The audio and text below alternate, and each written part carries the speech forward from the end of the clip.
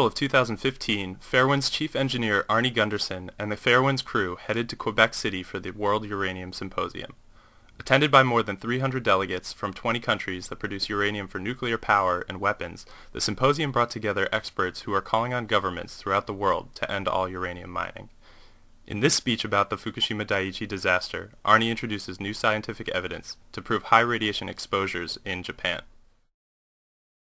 Okay, before we put the official PowerPoint up, I wanted to talk about the role of luck at Fukushima, and it's something the nuclear industry really doesn't want to admit.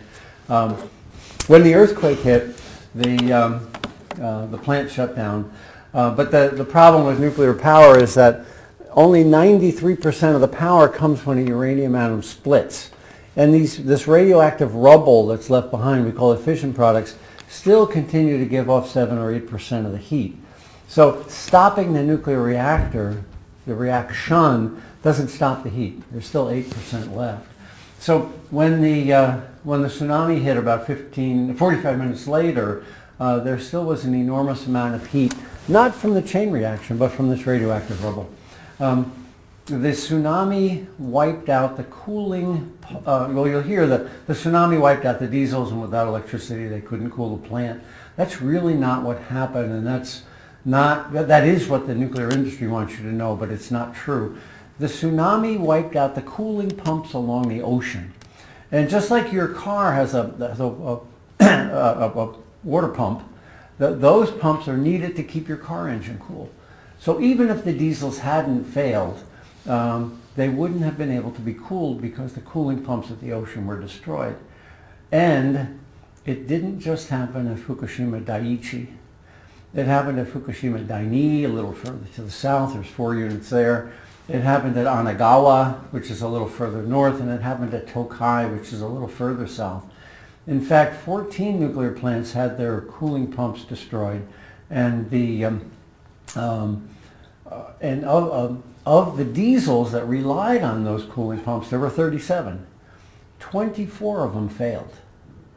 We almost were at a point where we didn't have 3 meltdowns at Fukushima, but the world could have easily faced 14 meltdowns. And it was because the earthquake occurred at 2 o'clock in the afternoon, here's where luck comes in, 2 o'clock in the afternoon, that there was enough people on site to save the day.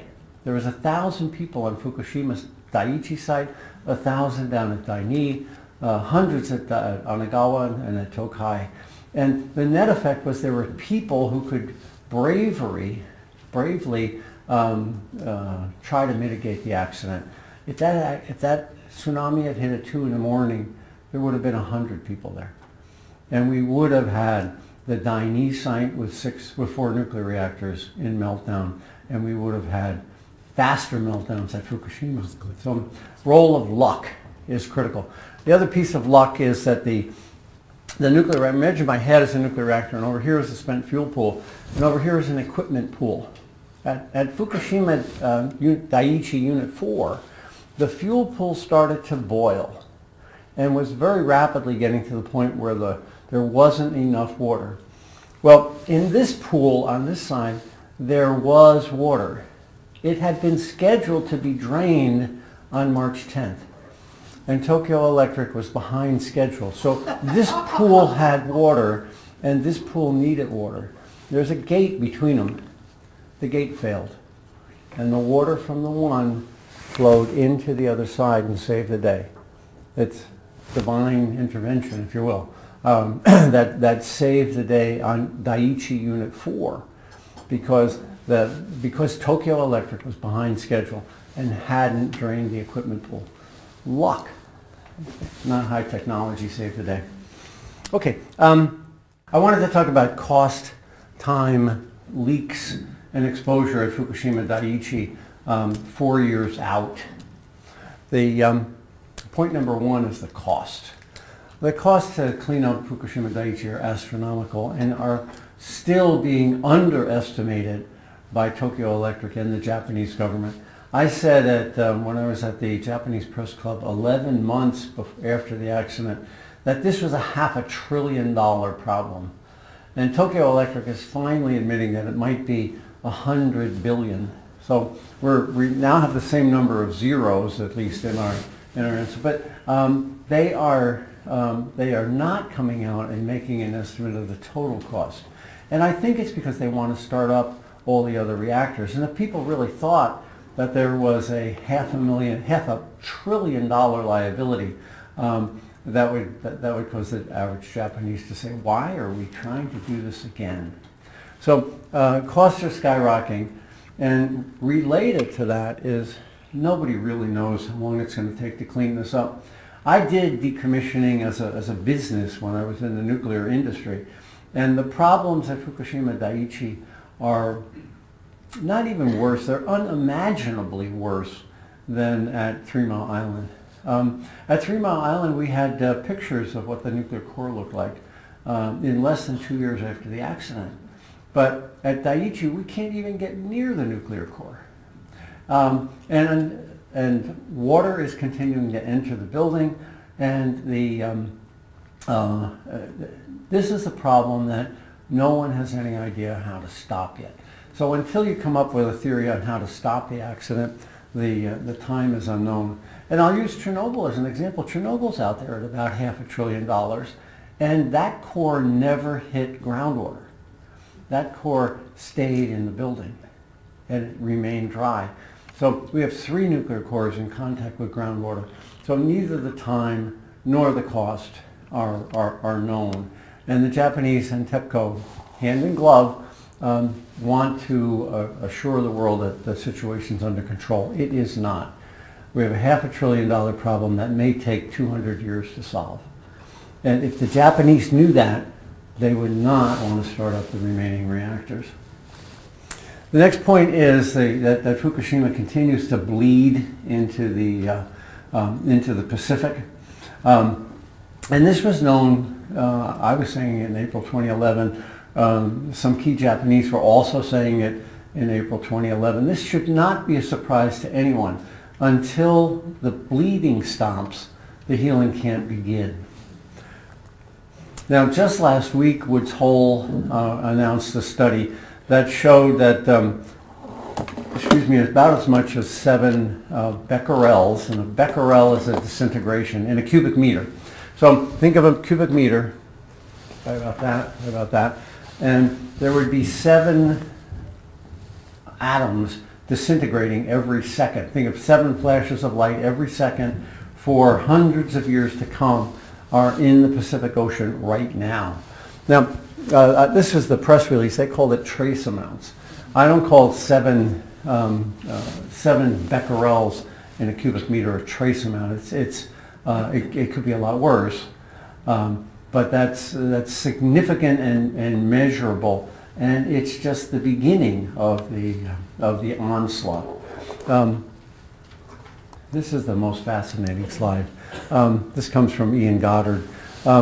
There was a study in 2012 that predicted how much radiation was going to get to the west coast of British Columbia. At this point in time, the study in 2012 was 29 times lower than what they actually measured. So scientists have no clue how to measure what's transporting through the ocean. And that studies 2 years ago are already wrong by essentially a factor of 30. So if we believe the scientists in 2012, whose real goal was to downplay the significance of the damage to the Pacific Ocean, it's in fact 29 times worse than predicted.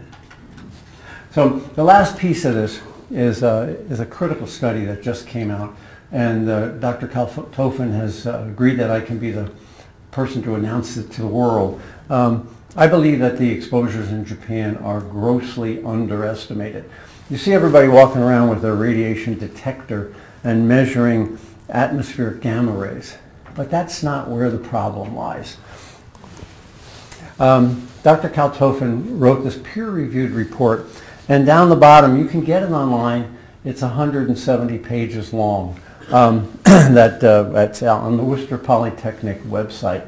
And what Dr. Kaltofen did was he analyzed dust, common house dust, at 85 locations in Japan.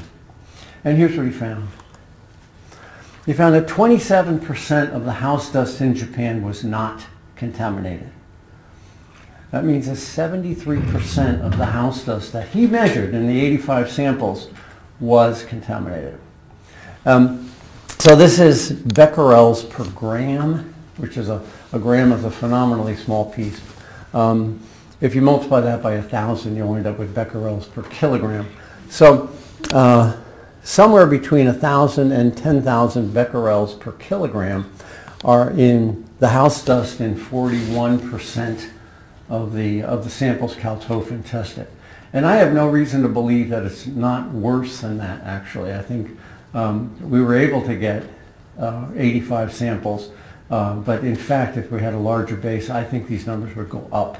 But Kaltofen's data shows 41% of the houses have house dust in that less than 10 becquerels per gram. And it is Fukushima related because it's not just cesium-137, cesium-134, and Kaltofen got there early enough that he also captured iodine. And moving down, 25% have significant... Were these samples in Japan or in the Fukushima itself? This is in Japan. I'll show you the locations of where those samples are in the next slide. But the last number, that way down the bottom there, the 1%, is essentially nuclear fuel. Kaltofen found nuclear fuel in a dust sample 300 miles away from Fukushima at Nagoya. So this is the top 11 isotopes. This is the top 11 dust samples that Kaltofen found of the 85 that he analyzed. And look where they're from. Start at the bottom. Tokyo, Tokyo, Tokyo, Tokyo. Skip one, Tokyo, Hitate, and at the top is Nagoya. So these samples are from far away from Fukushima. The only one that's reasonably close is Fukushima City, which is a taxi cab air filter. That was about 20 miles away. So what that tells me is that the Japanese are breathing in contaminated house dust in their own homes 24/7, 365. We also analyzed kids' shoes, and these are American shoes on the right, and the samples from the Fukushima prefecture on the left. What do kids do? They tie their shoelaces, they put their hands in their mouth, and one can expect incredible internal contamination from what they're breathing and what they're touching. And yet the IAEA walks around with radiation detectors and says everything's fine, don't worry, be happy. Last slide. This is the Nagoya dust sample. There's one other piece of the Nagoya dust sample, and it's a perfect sphere. Now what does that mean? That means it was so hot when it left the nuclear reactor that it condensed, essentially like a drop of rain. And that shows that it was essentially hot nuclear fuel that we captured in Nagoya. So my bottom line is that I have said for the last 4 years that I think somewhere between 100,000 and 1 million Japanese are eventually going to get cancer from this accident. And this data confirms that to me. Frankly, I think the IAEA and the Japanese government is in a massive cover-up so that they can start those nukes up without looking at this data. All right, thank you.